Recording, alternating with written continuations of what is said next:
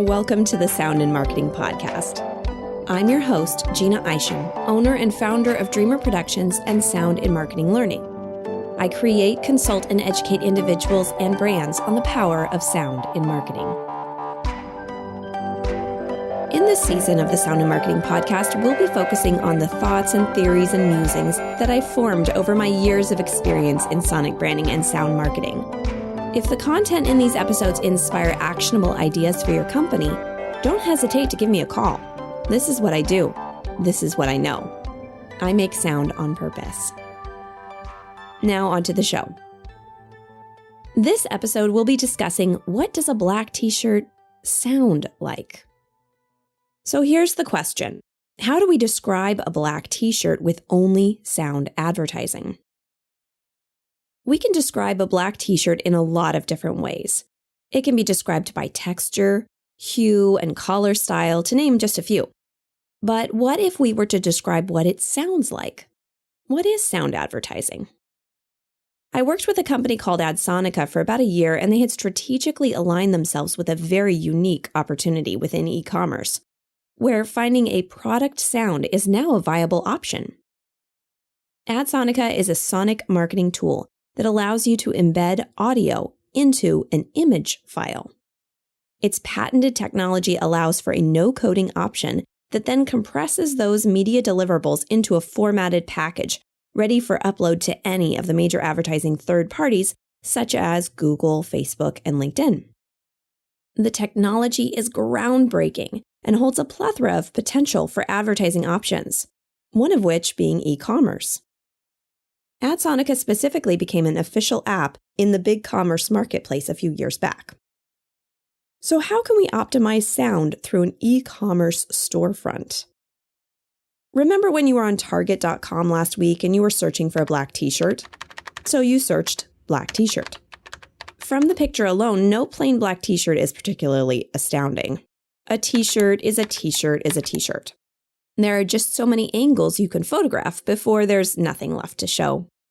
But add text to that, you have something more comparable. This one is cotton as opposed to this one being made of polyester. This one has a crew neck and this one has a V-neck. One is more of a true black and another is more of a gray black. One has a 4-star review with 100 reviews, while another has a 3.5-star review with 40 reviews. With the example of Adsonica technology, you can take it a step further. Through the carousel post option, you can embed sounds within the images to depict that product's specifications better. You can put anything in there. For example, the text in the description put to voice, background music, sounds, etc., so that the shopper can go about their business while learning about the product orally. Sound is a much less intrusive marketing tool that does not interrupt the consumer's day-to-day. It's taking messaging beyond words and to a heightened level of engagement. In 2020, I had a really fun dialogue online with some colleagues about this exact example. What does a black t-shirt sound like? Here's what transpired. What does a black t-shirt sound like? Maybe a low-frequency sine wave, around 100 hertz? I suppose it would depend on the texture of the fabric.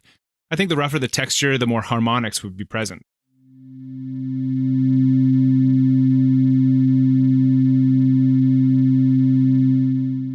I agree with low sine waves, and I'd add in overtones with a low pulsing.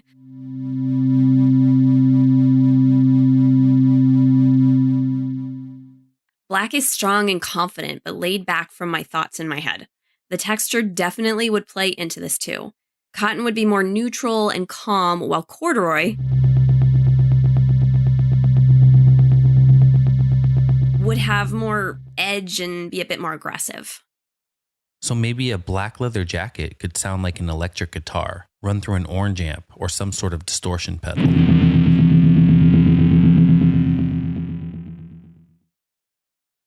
Now listening to this outside of thought conversations, I tend to think that a sound for one individual product may be too much.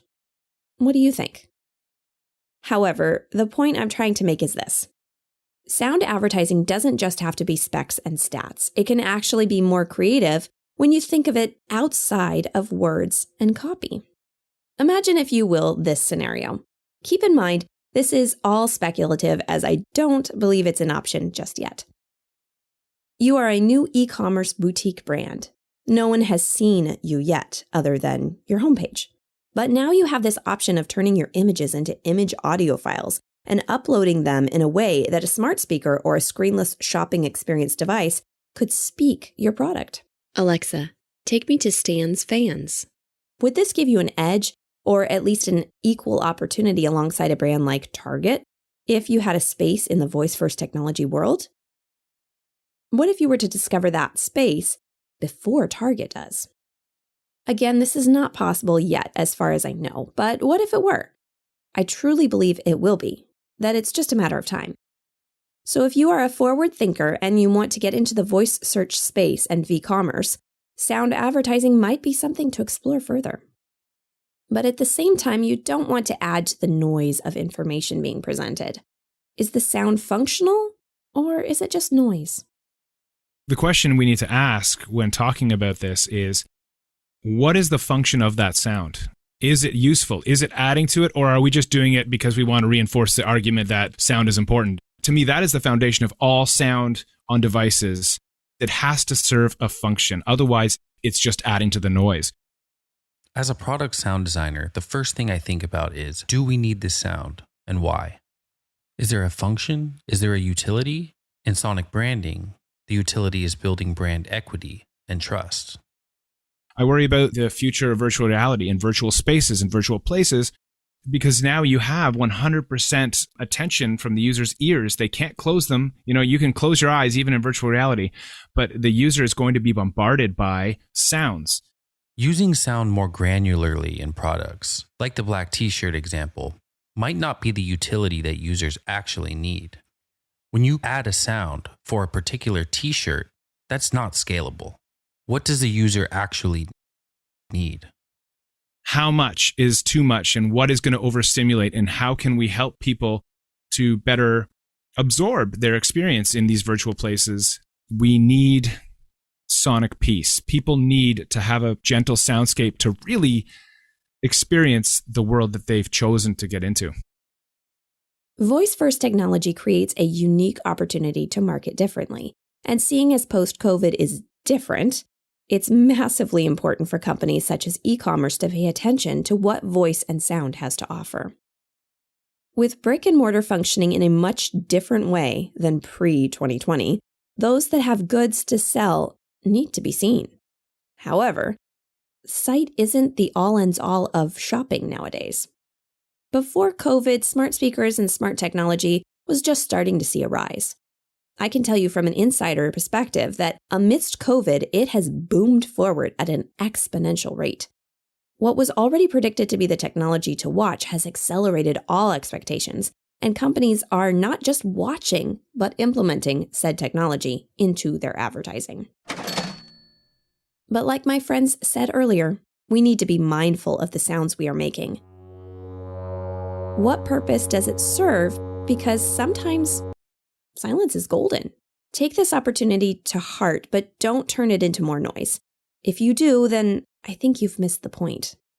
Everything is fighting for sonic attention, that we've lost the ability to hear deeply into our world. And frankly, that's one of our superpowers, our ability to hear and discern between all these different things. We can hear things that we can't even see. You can tap on a door and you can tell what that door is made of. That's pretty amazing. I think it's really important that we get our soundscape back and we become a high fidelity society again. We are becoming more and more a screenless society. We're doing things, we're having conversations. Our hands are full with kids and their schoolwork and our work and making dinner. All we want is a lousy t-shirt. Why can't we just say, Alexa, find me a medium black t-shirt, and have the robot do the calling, suggesting, and ordering? We as people are creatures of habit, but we also allow for changes. Give us something to add to our routine that is relevant, and we can adopt and adapt quickly. Sounds can be learned.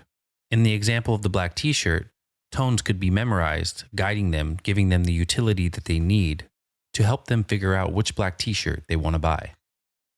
With the technology now available, the sky truly is the limit right now.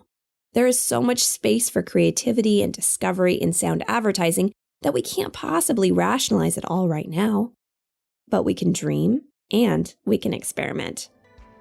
Sound and marketing is changing and evolving in real time. Are you listening? Thanks to Charles Balderston and Jerremy Laesser for their great conversation. More behind-the-scenes sound bites from them will be popping up later on in this season, for sure. Thank you also to Free Clip Sounds for the sprinkling of flavor here and there. I also had a fun time creating the black t-shirt and leather jacket sounds to illustrate our already colorful conversation. For more on sound and marketing, check out soundandmarketing.com, where I list lots of my resources and sources. I also have courses on sonic branding and sound and marketing fundamentals. Contact me directly and I'll hook you up with a discount. All links will be provided in the show notes. Let's make this world of sound more intriguing, more unique, and more on brand.